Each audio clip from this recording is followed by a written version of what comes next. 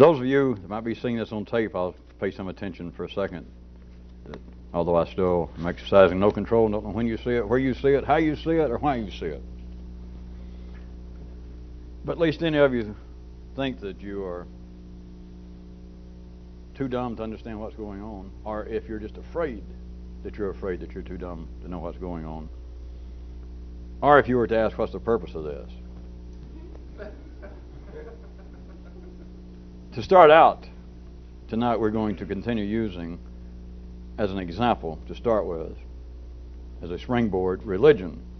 And it is not any form of critical attention being given to religion, nay, clinical attention, which is what is so unusual, what people are not prepared to hear.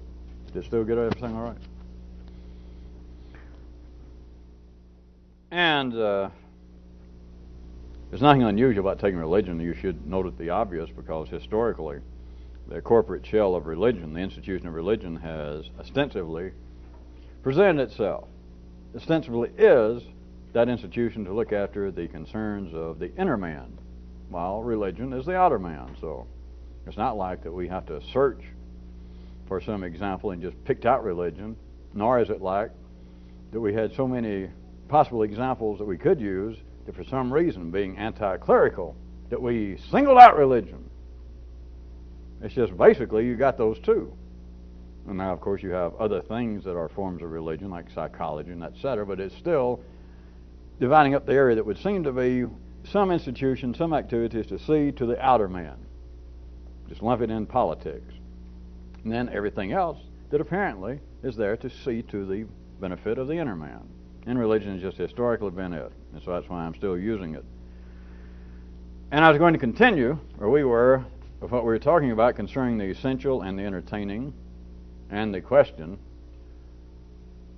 as to what might be the purpose of this, which we did not bring that up for you people who didn't see the last tape. Someone wrote me and asked me before they went any further watching these tapes or doing anything regarding this, that they want to know what was the purpose of this. So I thought we might tie that back in. And also, what we started talking about last time, to some degree, seriousness.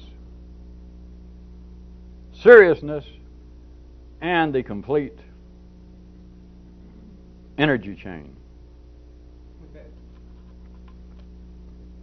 So now that everyone realizes where you are, if not who you are, once a religion, all the time, in any form of religion, in its widest sense, but once a religion has become institutionalized, which is another way of saying once it has become serious, it must proclaim, it does proclaim its exclusivity. This happens, I'll make it sidestep one more quick time, in things that might not appear to be spiritual, like psychology. That every time a new school comes up, the initial statement is like they have their own form of Genesis in the Old Testament. The opening statement is that someone has seen through the folly of Freudian psychology, and so now there is whatever it is, neo-Freudian, or sounds psychology.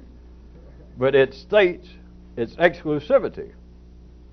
It has to do that, or it will not survive. Life is not going to use it if it is, as they say, I believe in psychological circles, mealy-mouthed. If it is some form of religion, some form of psychology, some form of any social science, or even hard science, but if it comes along and says, the prevailing attitude in economics or psychology seems to be such and such, and they identify it, School X. If they say, well, there's a lot to be said for that school, and I have supported it, and I believe in much of what they say, but if I may fine-tune it a bit with what I might humbly like to call sound spin on psychology, that may make some little small note in the Snellville Science Digest. But if it does not initially claim some exclusivity, it will not survive. Life is not going to use it. It will not make a complete energy statement. It is just a passing fancy. So everything, I throw that in because some of you should be well read enough and just your own nervous system talk enough to say, well, that is not absolutely true. That is not exclusively true, because there are religions, there are forms of social sciences and philosophies that do pop up that seem to be somewhat charitable in an intellectual sense, that will give some credence to other schools. If they do, I got news for you, that's David going out, and in his slingshot with Goliath, he took along like a water bullet instead of a rock. The point being, David will not prevail. If you are going to be at all magnanimous in the ordinary sense to your foe, why bother? Just surrender, shoot yourself. Because in the level at which we're discussing now, you will not survive. You will not, speaking institutionally, collectively, you, whatever the you is, any attempted new school of something, is not going to survive. It is certainly not going to overtake that which it is attempting to correct. That sound school of psychology that may go to great pains to say how much Freudian psychology has to offer, still has to offer, but just a few things that, may I humbly say, could use a little clarification. May I do so? And life may allow sound to do that. But notice, you never heard of the sound school of psychology, see? You have got to claim exclusivity. It may still, over some period of horizontal time, if someone came along, which they attempted to do, and absolutely, out of hand, dismiss Freudian psychology, let's say, for instance. As long as they do that, it may still survive in the nervous system that is the memory of life. But although if they took a vote in the areas of the city that would be interested in such academic affairs, such as the psychologists, they might all still say we, in the majority, still support the Freudian school. But whatever, if there was the Freudian school, Fred, let's say, and he just absolutely denounced Freud, at least you'll find Freudian psychology in the index. It will still be remembered, even if it does not prevail in what seems to be the horizontal contest. But if it does not claim exclusivity, to begin with, it is doomed. It'll never make the index, and damn slim chance will ever make a footnote. It'll never get into the third edition. So there has got to be a claim, back to where we were, religion and all of its forms, there's got to be a claim of exclusivity. And what many of you should be able to see now, although that is necessary in the city, as I just tried to indicate, from a more subversive view, it does something else that the city does not take into account. What it does is constructively shut the door on any possibility of having access to the infinitely adjacent. If you want to talk about mutual exclusivity, because you cannot have in any area the claim of exclusivity to ideas. Let's leave it at ideas right now. Over here. And in some way be a part of that. Either be in favor of that school or that claim of exclusivity, or be exclusively against it. Doesn't matter.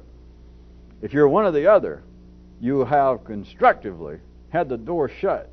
You'll never have any access to the possibility of seeing the infinitely adjacent, because there is nothing adjacent to that which is exclusively correct except that which is exclusively incorrect. Which is a full energy statement in the city. But for any revolutionary view, give yourself a break. There's nowhere to go with that.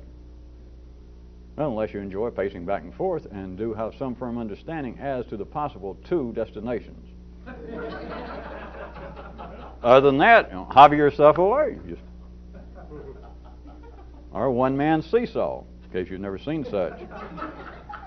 I did not bring the example with me, but some of you, I can tell that you have a certain kind of intellectual picture of it, even though it is spatially, I assume, about as improbable as a Mobius strip. But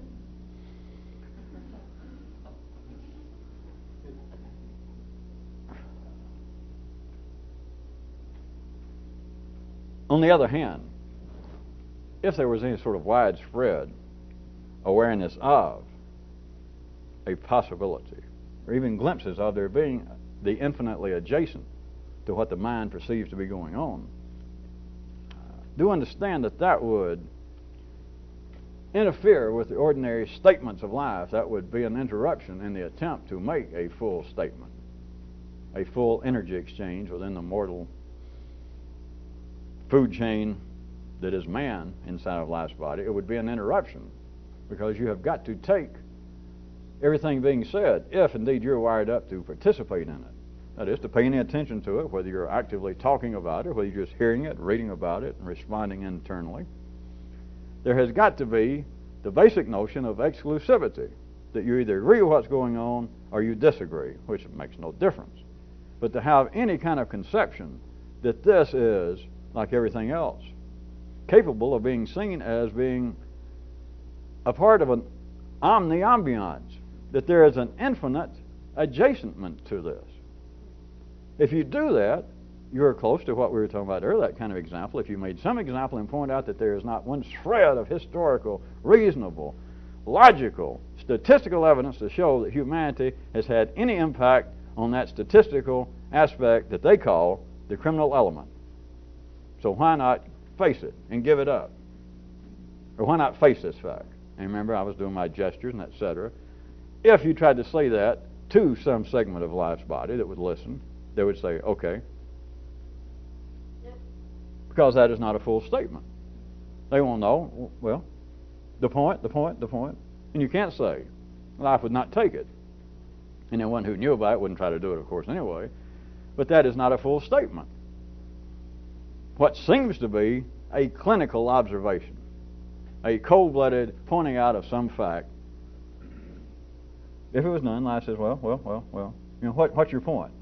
And you can't say, well, that is the point, because that's not the point.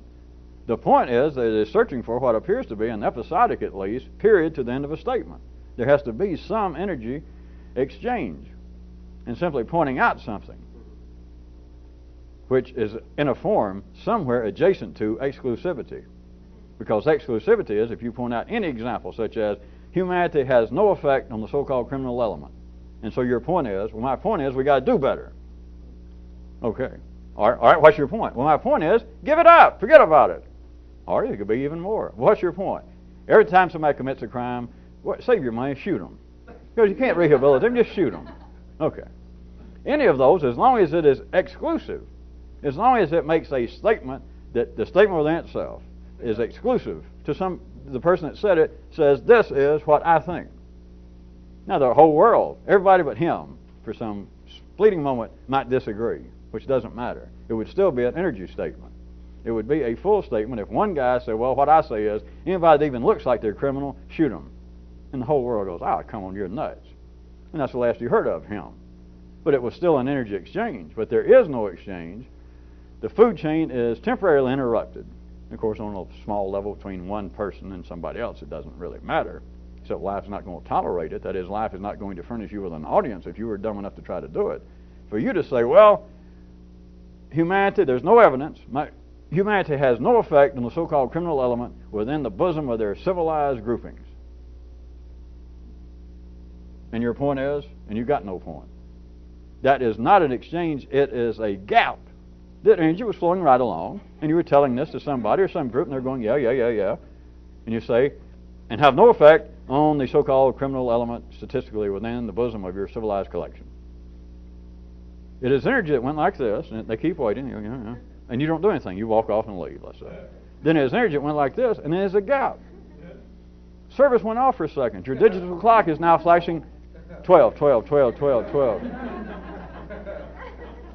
It is not something that life has any use for, and all you've got to do is look around. I could present other ways, but look around. The descriptions I have made, the examples. Does life produce this? Do you go find it in books? Do you read it anywhere? Do you ever think it? That is just, let's just call it this, because this is what life makes and allows ordinary intellects to even describe an objective, a truly scientific observation, but not just now limited to mathematics or the laboratory-based experiments in physics, chemistry, and etc., but now into what science would call the soft sciences. But to make an observation, don't get lost. Most of you know what I'm talking about. To make an observation, not just because I say this, but let's assume that it's possible to make a non-material, objective, scientific observation such as I did on the social nature of the criminal element. And let's assume that that was an objective statement, and just what I said was a fair representation of something is not seen. You recall, now you know where we are. Just notice, not that that example was great, not because I made it up, But notice there are no such observations, there are no such statements in any of the books in the world. If there were, the book's out of print. Nobody has it anymore because nobody read it. It served no purpose. It made no statement. There is no audience for that because it would be, the way things are now, an interruption in life's mortal food chain to make what would amount to a true, scientific, cold-blooded, non-subjective, I got no agenda, I don't care, I'm simply pointing it out statement. Which theoretically life makes people say, listen, if you can do that, we're all ears. Especially in the soft sciences. Especially outside the laboratory. If you can do that, my good man, well, all right. If you can do that, my good man, it's just some people don't like to be called my good man. And I don't want any of you good men to write me. Life would say that's the sort of thing that we want. But then if you did it, if someone did it, the audience would still go, well, Noel always being, what's the point? Because they cannot take, there is no audience. Life does not need this kind of energy transfer, which amounts to a gap in the energy transfer between actually making what would be an objective statement, to say it, and to at least tacitly present it that this statement itself is the point. No, go ahead. What's the rest? That's all I had to say. That is the point. Yeah. The audience, that other part of life's body that you tried to address in such a way, would simply drift off. It is not a full energy exchange. They would feel, I'll put psychological, ordinary terms, they would feel as though they showed up to hear this statement and got cheated. You said, let me point out something. And it's like they dressed up and came out to a lecture. Of course, it could just happen just in split seconds of you talking to somebody. But it's as though they dressed up and came out to some lecture, and you gave the lecture, and you never got to the point. It just wasn't what they expected. They got cheated. Even if it was free, they got cheated. Like, Jesus, what a waste of time. They don't really know why, but they're correct. It was a waste of time for them because they did not hear it. It was not an energy exchange. It told them nothing. Although from another view, you could say, well, it told you everything. If you could hear what I'm saying, it would tell you that you could save money on taxes. You could save all kinds of sweat about the penal system. It's not true. Because in the city, that is not a full energy statement. It is not a complete sentence. The idea also of the exclusivity. While we're here, you might care to note that the idea,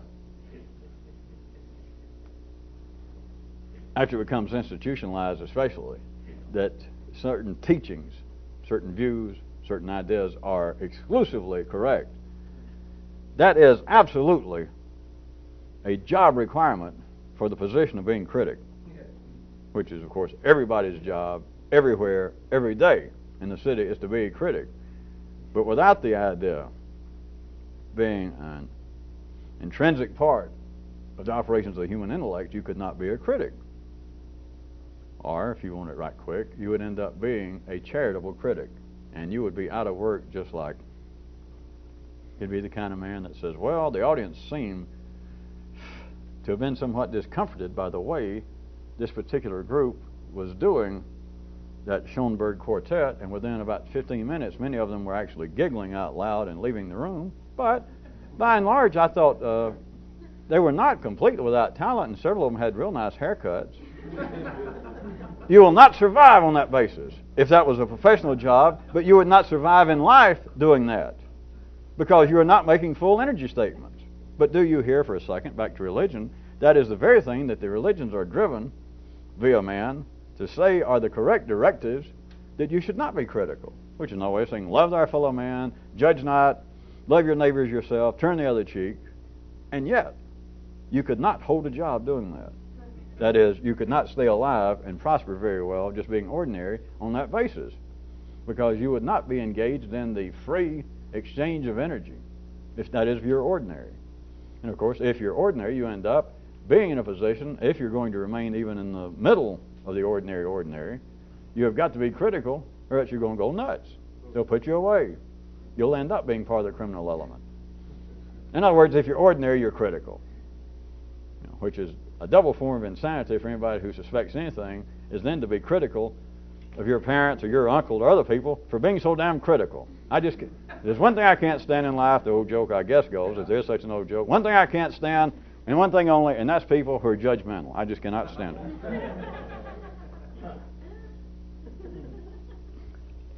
Another aspect of this, also while we're here, if, under ordinary city conditions, you were non-critical, you would be non-responsive.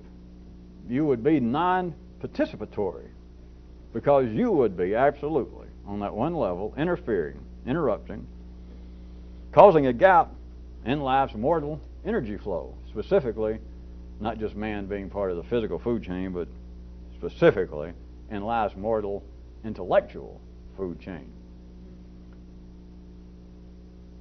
Generally speaking, if you need any more way to look at it, to say that if you're non-critical, you're non-responsive, that is about a fair statement of fact amongst ordinary people at the ordinary level. Some of you have played around with this, I know before, but if you try to operate in the city, that if you try and participate fully with the conversations going on, and you do not do it verbally, you almost are a non-participant. People find you non-responsive. Of course, if you get good, you can learn how to fake this. It's no big deal. But if you actually tried to push the matter, if you stood there around the water fountain and you can hear what I'm pointing towards, and you absolutely refused to be critical, you refuse to actively do it, you refuse to passively or quietly take the energy going on when it was turned toward you, when they're criticizing somebody else, and it gets very subtle. It's no big deal, but once you hear it, you can hear it. That's just the basis of the way energy flows. That if you quit being critical, that you quit responding to it, if you quit doing that, they would find you non-responsive, and you could talk. I don't mean you had to stand there and you could go ahead and talk, but they would find you to be non-responsive. Life would find you to be non-responsive. On a small level, one person doing it, again, I point out, it is not going to wreck Con Edison because one person decides, I'm going to turn off my power every few hours just so I'll save money. I don't need it anyway. And Con Edison, they knew about it.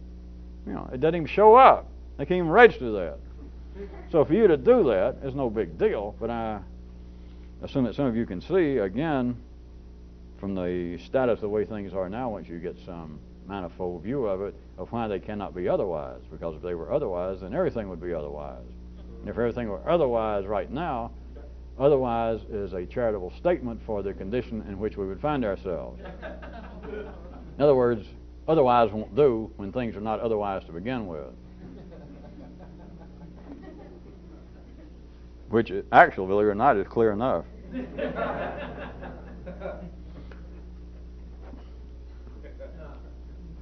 Also, one other aspect. Under ordinary conditions, we should always give credit where ducks are due. It is the most dedicated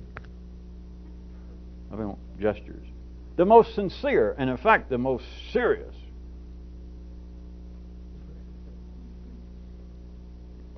In some areas, that all reads dense, but consider that parenthetical. It is only the most dedicated, hardworking, honest, sincere, and especially serious men who will offer not only exclusive information and directions, but exclusive cure-alls for any city woe. This is why it is safe to start off and divide up into small r, religion, and politics, because all forms of religion are apparently offering not just exclusive information, which is the basis of it.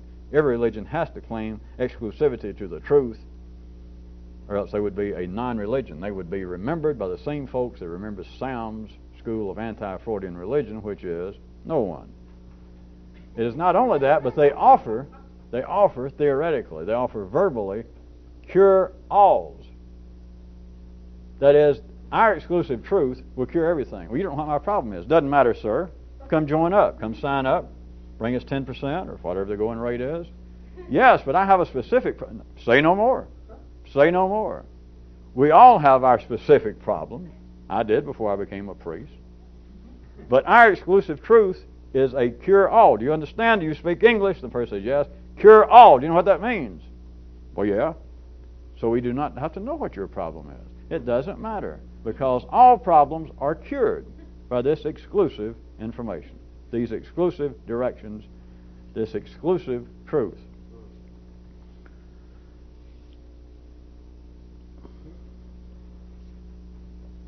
Can I suggest that there is a common, if not dress, and if not address, a common denominator not normally recognized between priests, rabbis, psychiatrists, parents, poets, and in fact life's own background radiation noise that manifests itself in man.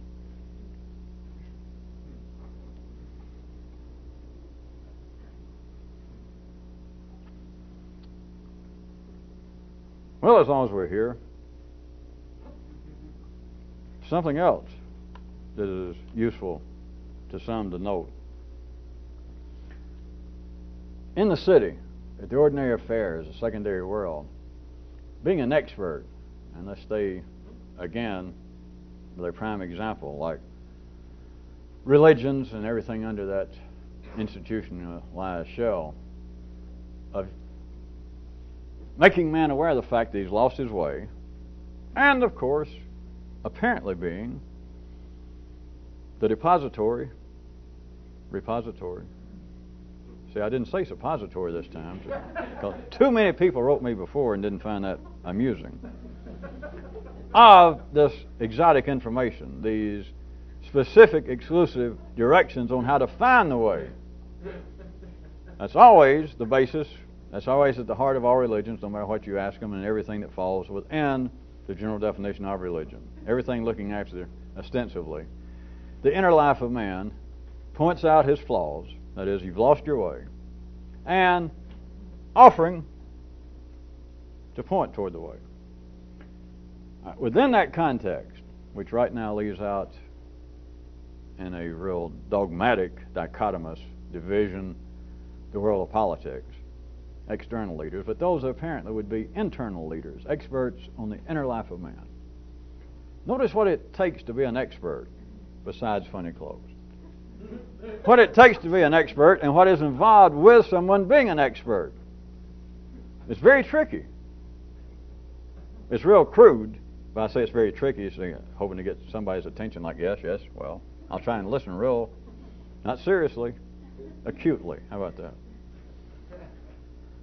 To be an expert in any secondary affair, I don't care what, all you've got to do is be well versed in the secondary internal affairs of that institution. To wit, we picked on the Catholics enough. To be a rabbi does not require that you know more than other people, or that you know, regardless of what the name actually implies, that you know that you've got some real understanding of the nature of life in man. No. All it requires is that you are well versed in the Scriptures. That's all. But nobody ever notices that. And this holds true. You can take this way outside of any religion. You can go into, apparently, the hard sciences, the world of academia, the ruling classes throughout the world, the theoreticians in philosophy or any field. It always comes down, if you're going to be an expert, if you're recognized, life is arranged in such a way that if you become as famous, let us say, in the world far removed from religion, apparently, physics. Say as an Einstein. The idea now of Einstein, with those that ever think about him, those that are still wired to think about it, is more than simply a cold-blooded, clinical theoretician. The man is all, many people would say, if you put it to them in a certain way, would it say, well, the man was obviously more than just simply some long-haired intellectual. Now, every now and then he would even mumble something about God and the universe. And it is accepted that if someone is an expert enough in something, they begin to take on at least a quasi-metaphysical aura. That's why experts, well, if that was too strange, how about this? When you get down to the cruder, the more basic levels in the city, there are people that think of Michael Jordan, a Leon Spinks. They'll take photographs of him. There'll be a whole coffee book of somebody like them looking off and wise things they said. Like a beaten man is not necessarily beaten forever. And sportscasters, all kinds of ordinary people, they take sports figures. In other words, they'll take somebody that, to begin with, makes no claim at intellectual acumen as if there was any other kind. But everybody else throws in the adjective intellectual. So, at any rate, of any intellectual expertise of any kind. It's just being, quote, an expert, an outstanding figure, then life is wired up to assume people will accept, if it's pointed out to them at all or hinted, that, well, yes, there's much more.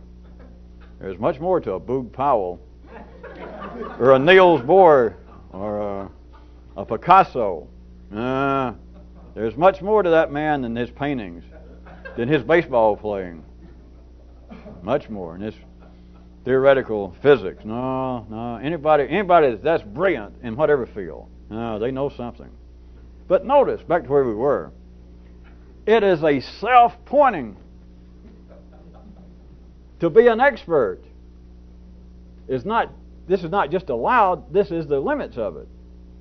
To be an expert in anything, to be an expert in Judaism, to be a rabbi, to be the learned teacher, to be an expert in Christianity, to be the Pope, to be an expert in some school of philosophy, does not mean at all that you know anymore. Nobody sees it that way. In fact, they would deny it if you presented to them, if you were dumb enough. But it is not required at all, whatsoever, for a priest to know any more about life, about death, about the so-called gods, than anybody else.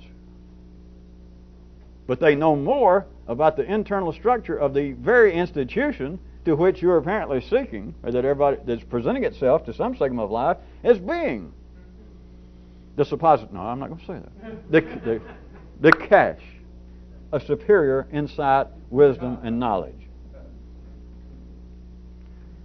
Well, maybe I misspoke when I said it wasn't all that tricky. When I said it was tricky and then said, well, it's not actual, maybe it is, looking at some of your faces. It has real significance, and it has nothing to do with a critical observation between you and the experts in life, because you, dear friends and neighbors, if you were my dear friends and neighbors, do it to yourself. Life does it to you. That there are things in you, by God, that you do know. There are a few things you're expert in. Now, some of these delusions, these beliefs, may not be of any great harm, such as you may believe that you're a great cabinet maker, and you may be.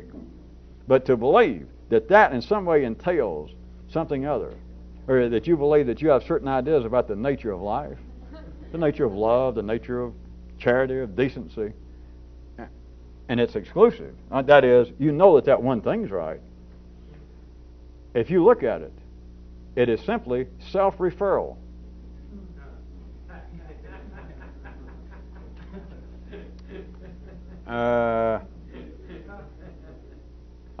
A man can be, a professor can be an expert in particle physics as long as he stays in the general vicinity of the physics department of the University of Little Rock. As long as he does not stray off campus and end up, God forbid, around Massachusetts and MIT, or out around Southern Cal. You don't hear? Internally. You can be an expert in something, but the expertise is not about what apparently is pointed to, such as, well, if a priest, my God, a priest has got to be the one person I can go to that's got some real knowledge about God. The priest can pose. Probably haven't seen that book on Michael Spinks. Did I say Leon? And the priest goes, yes, the question regarding the gods. You came to the right place. And you didn't come to the right place. Well, in the city you did. But the priest, anybody, does not have to be an expert in anything other than to be an expert in the internal structure of the institution itself that they represent, of which they are a part. That's it. You don't see that? There was not some old German organ maker on the side invented the merry-go-round. No. Sometime right after Adam and Eve, at least in the Western tradition, I assure you, maybe the garden and a tree or so, but after that, the merry-go-round. That's what Eve drug Adam on. It wasn't to come over here to this tree and eat part of that. It was to go on this merry-go-round. Boy, is it fun. You go around and around, you come back to the same place, and you forget about it. But it's something to do.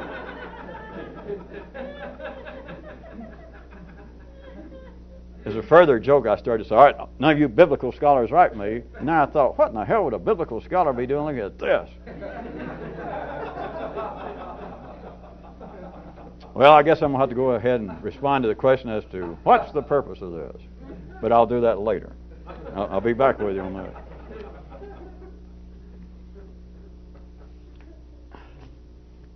From a more revolutionist view, from a view of trying to be entertained and informed by life in a manner that is not normally available, could I point out to you that although this is the basis of the secondary world, that to be an expert, and in particular matters that seem to be involved with the inner life of man, you're not. The experts out there are not more knowledgeable. That's got nothing to do with it. It doesn't come into play. All you got to do to be an expert, to be the Pope, besides the political aspect of it, which is no offense. You should understand that. But besides that, as far as knowledge, all you got to do is have a working knowledge, a real good knowledge of the Catholic Church, which would bring in politics in the real sense of the word. That's all you got to know. The Pope doesn't know any more. If there was a Pope rabbi, he doesn't know any more. If there was one Imam that was in charge of all, there was a Pope of Islam, he doesn't know any more. But he is, by God, an expert on Islam. Our rabbi is an expert on the Scriptures. The Pope is an expert on Christianity. And that's it. But that's the way it's supposed to be.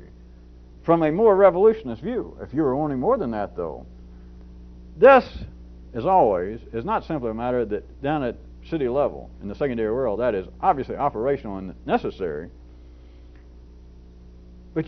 and in here, if you're going to stay ordinary. But in here, if you're going to try and move, you've got to realize that going along with any of that apparently is institutionalized out there or apparently is already embedded in your old building site here, you've got to realize that being an expert on that basis is like the useless. See, I can use scriptural terms. How about this? Even old scriptural. It is like the useless begatting the futile. Not futile, futile. It's got nothing to do with the Middle Ages. It would be like zeros cloning themselves. That how much you can be an expert, which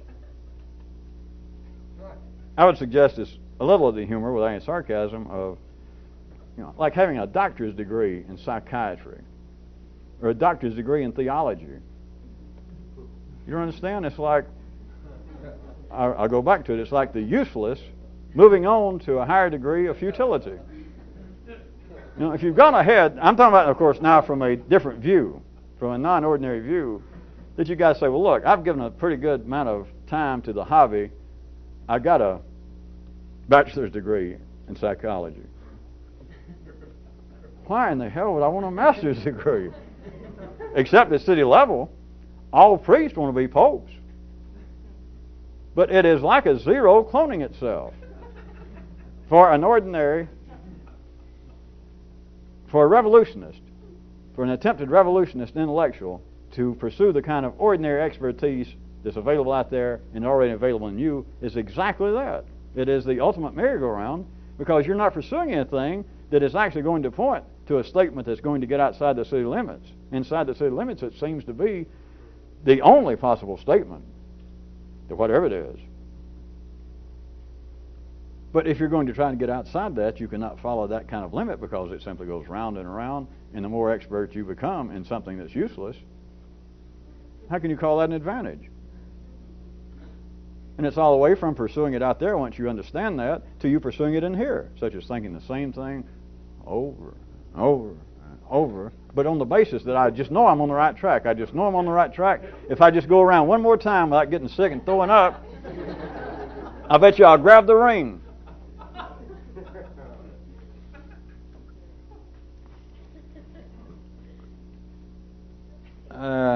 One of the chi roots tonight. The chi roots are getting on. Are chi roots being shown, the ones that are making on tape, or these TV cables? Do the chi roots get on the tape? No. I told you to put them on the tape, didn't I? Verbally, they get on some of the tape, not the video. There was a Cairo tonight that pointed out that man was the only creature that apparently, in the name of safety and insecurity, would lash himself to the mast of a sinking, or even, I'll expand on it, non-moving, dead in the water ship. And some of you laughed at that, but wait a minute. That is, from a more complex view, that is the very nature of aligning yourself, of taking the exclusivity of anything that's institutionalized, anything that's serious, anything that's ordinarily available, any religion, any school of philosophy, any idea you already got, which of course is the seed of liberty. You got to hold on to something. If you don't, they'll put you away. You'll become part of the statistical, criminal, or insane element. But from another view, can you not see? To hold on to a religion, doesn't matter which one, to hold on to, let us say that you are a little out of the ordinary, and your religion is the free market theory of economics, the capitalistic theory of economics, let's say, or the Marxists. But I was going to get away from religion. That to you, perhaps you study it, perhaps you have a degree, but that is almost your religion. That you look around, as Marx attempted to do, verbally, and the whole world, from the inner man of life to the outer man, from religious drives to the harsh realities of economics, Marx saw it in the sense that it is matters of profit and loss that drive humanity inward and outwardly. So you can look at it as being a religion. Doesn't matter. If you look at it in that sense, you have lashed yourself, I give you a range, to either a ship dead in the water, you have hit the finite in your lifetime, be infinite, doldrums. The ship is dead in the water, or else from another view, if you really get good, the ship is sinking. It's been sinking as soon as it became institutionalized. But people, they call it aligning themselves with the truth, being a part of a cultural reality. Just everything they see that people believe that I should be religious. I should join up, especially if I find some favor with it. If not that, I should align myself with the Republican Party, with the Whigs, with the Socialists. You are lashing, from a more complex view, you are lashing yourself in the name of safety, which it appears to be there. The alternative there, to put in the crudest of terms, would be a kind of form of insanity, of coming apart. You just feel like I am a hermit, not by my own choosing. That I am just absolutely at loose ends. I don't have family. I got nothing I believe in. I don't know what I'm doing, that sort of thing. But from a view outside the city, from a view outside the normal building side of the intellect, it is absolutely in the name of safety and security, you're lashing yourself to the mast of a ship that's been sinking. It's been sinking since the day it floated, which is the name of all institutions. It's the name of life in the city. It's the name of change. It's the name of all growth. That whatever it is sinking, and there's something to be replaced. But at the ordinary level, you got to tie yourself to it. That by God, this ship's not going to go down without me. Which obviously is not the way the ordinary intellect looks at it.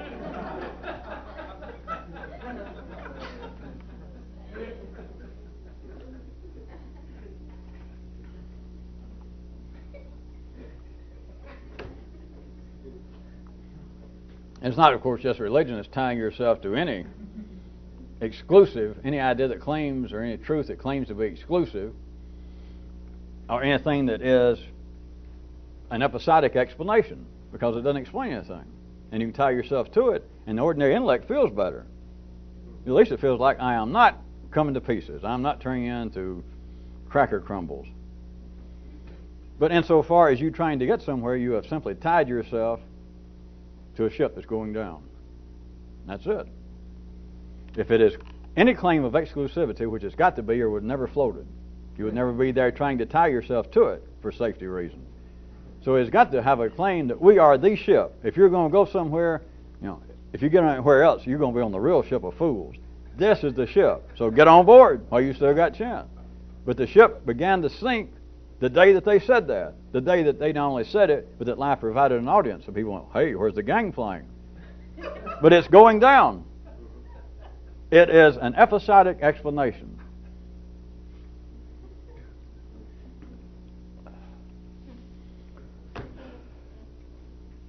Well, in our intro, I threatened to also get to the matter of the seriousness and into the entertaining versus the essential. and we got 12 minutes, it looks like. But at least let me hit the seriousness. And I should have made it, or I could have a dichotomous heading for topics of our discussion, and I could have called it the serious versus the potentially useful. Take that.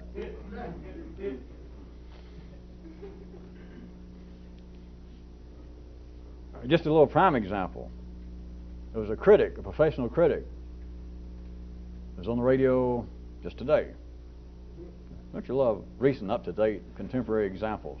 I mean, if you're going to make them an example, why do that stuff that why do the stuff that everybody else does? Like, I believe in some of the more obscure writings.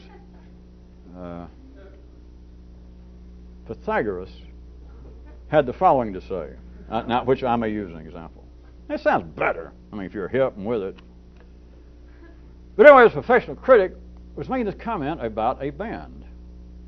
Of course, professional critics still having to make a living, still, after all these years, still refer to it as a rock band.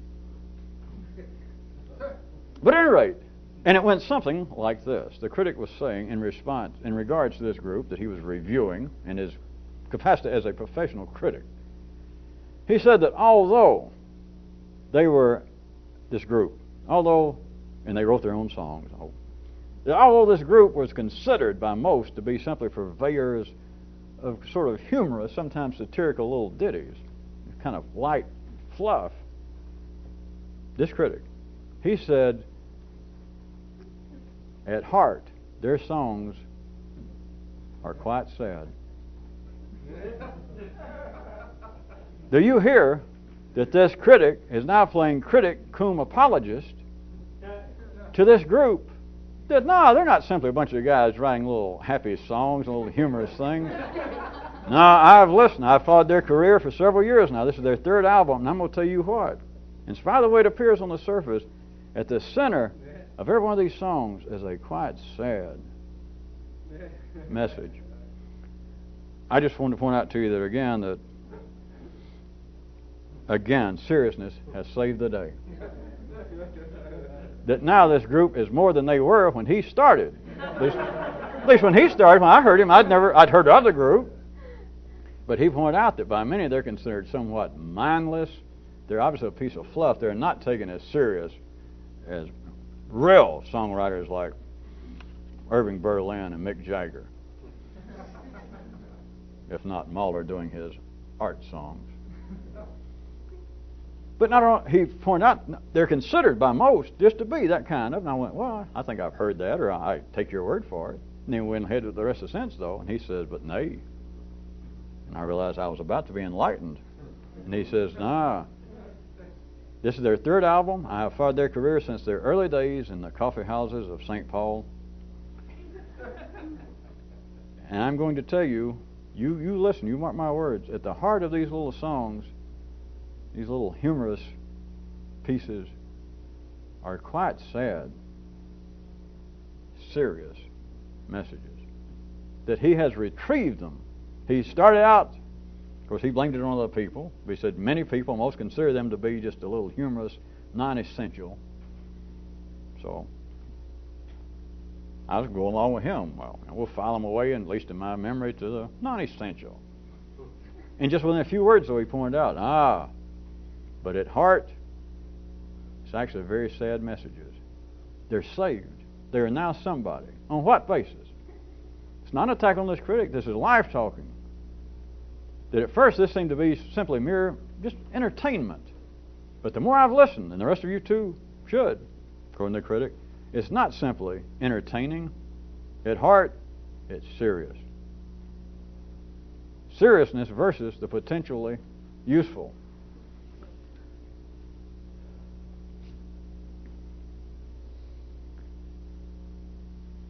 Last time, if you recall, right when we were wrapping up, and we were using as an example the Pope and the way he dressed, but it's not just him, it's every religion, every damn one of them is doing that. And plus, you might also note, it's not limited to religions. There are other areas of life as far as this dress. But I wanted, right quick, to try and consider that from one view, you can begin to see that it's almost as though life had an unrecognized kind of humor about the very things that it makes man take as being supremely serious, and the ultimate being, you've made a faux pas. You're on the wrong path, and you've got to find or get back on the proper path, which is the serious message. After the essentials, after feeding yourself and being secure and keeping the race going, that this is the serious matter in life. And then what does it do? Where does it send man? What institutes does it come up with? And I was using the churches and the Pope in particular and all the rituals.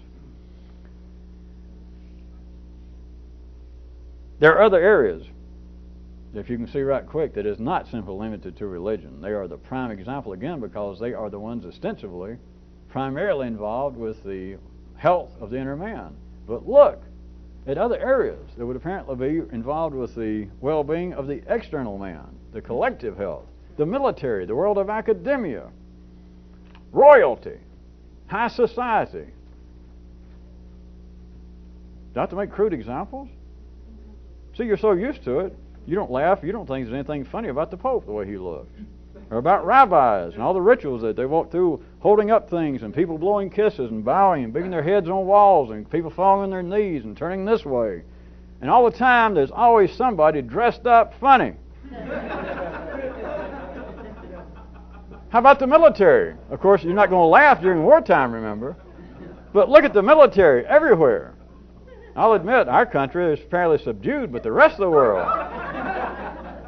Look at the way the military, the people that apparently have the matter of the sea of life and death over the external man. The military, the ones that will actually do the executing, or the judicial. Those people, the wise people, has got to look after and decide what is true, what is incorrect, what is just. Look at them wearing all kinds of wigs. They're holding kinds of sticks.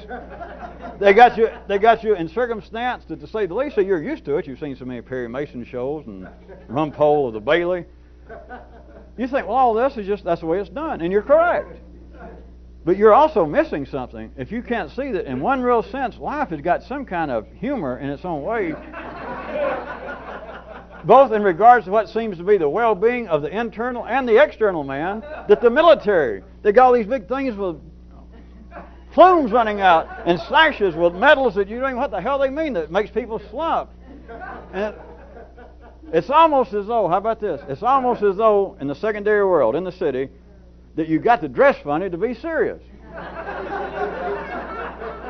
That is almost another one of our unrecognized theorems, laws of physics.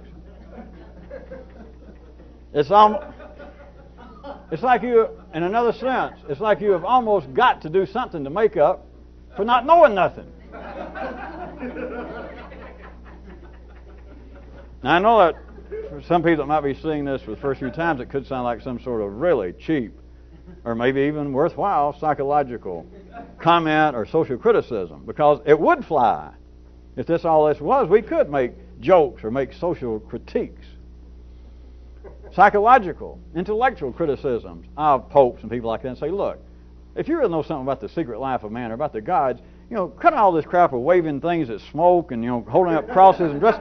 Put on a damn suit or just come out here. Just tell me. I'll pay you whatever it is. I'm interested in that. Just tell me. But cut out all this hocus pocus. It is the energy exchange behind that. Although that sounds, it gets plenty of laughs. And it, like I said, it does fly at that childish level. That's not the purpose in us looking at it.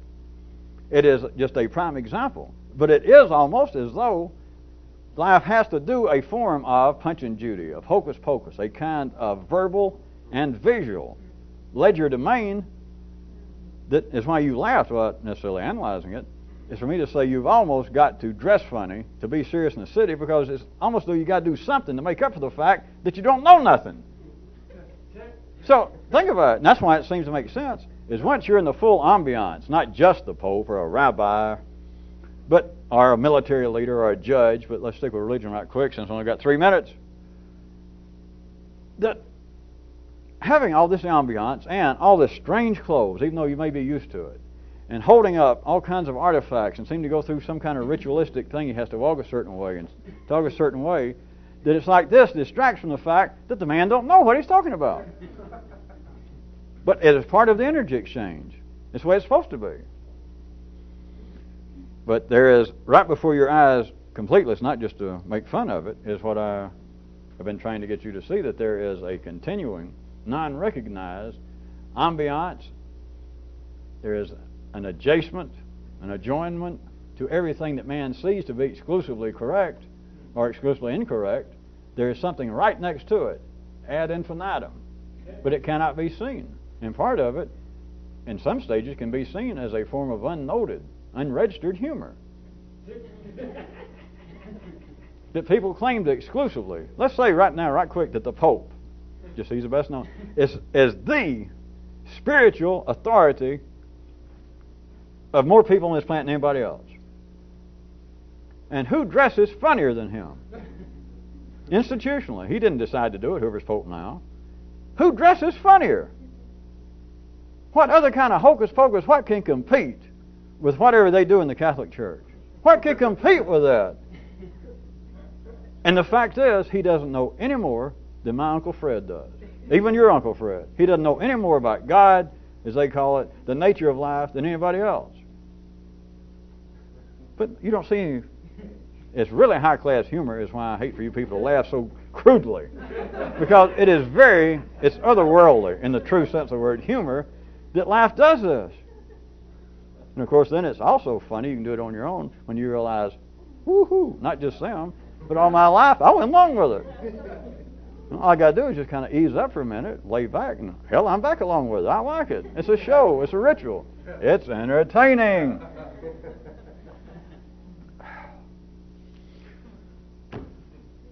Well, in 1 minute, let's finish, since I got no choice. In the matter regarding that which is essential versus that which is entertaining, like what's the purpose of this, I could point out that some people that get attracted, the proper people, we might say, that get attracted to TKS, this kind of stuff, is not simply a matter of, is this essential or is this just entertaining? It's more like this. It's more a matter of this being essential entertainment. Ha ha!